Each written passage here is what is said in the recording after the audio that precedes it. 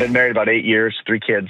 My wife was raised by a mother who was a firefighter. Dad stayed home. So my wife grew up having, her mom have 90% of her coworkers were male and most of her friends. Contrast that with my upbringing. My parents ended their marriage, got divorced because of an affair. I have seen friends have affairs, aunts, uncles, you name it. Anyone and everyone. I feel like everyone's having an affair. All this is to give context of one of the biggest fights in our marriage has always been, how do you have boundaries with the opposite sex? My wife, the standpoint she has come from is she has felt controlled, like I'm behaving like a father. And I have always come from the standpoint of, how do you not value our marriage enough to keep it safe? Does that make sense? 100%. So the context of this, about a year and a half ago, I found out my wife was having an emotional affair. For me at the time, it came out of nowhere. It blindsided me and it touched a nerve because it was in this area that we've always struggled with and I've always been very anxious about, is the boundaries.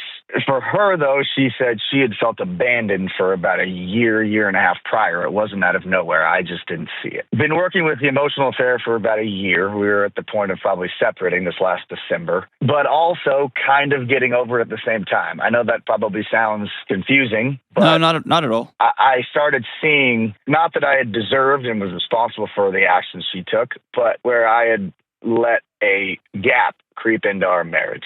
But hold on. Did she ever, in that 18 months when she felt abandoned, sit down and say, I feel abandoned? She cried to me for probably a year, John. Okay. Where were you? I guess I had this view of I'm doing what a man's supposed to do. I go to work, I provide, I work hard, I've made a lot of money, I've given up my dreams to make sure my kids can eat, can have a roof over their head. And what she has said over and over, and this is what I say I can hear now, and then I didn't intentionally not hear it at the time. I just thought I was doing what a man's supposed to do. Is a man's supposed to listen to his crying wife. But, and by the way, bro, I've been there too. It's a hard lesson to learn. Now describe this emotional affair for me, because that means so many different things to so many different people.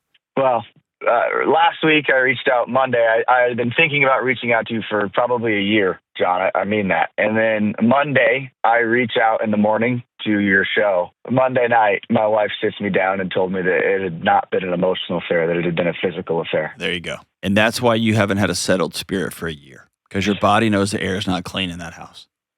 When she told me, I had 2 instant reactions. I started sitting there and I started just saying no, no, no, as if me saying the words was going to make it rewind and not be true anymore. Mm-hmm. And the second was, I knew it. You knew it. I don't feel crazy anymore. I'm going to challenge what you just told me. That no, no, no was you squashed yourself. That was you talking to you, because in your guts, you've known.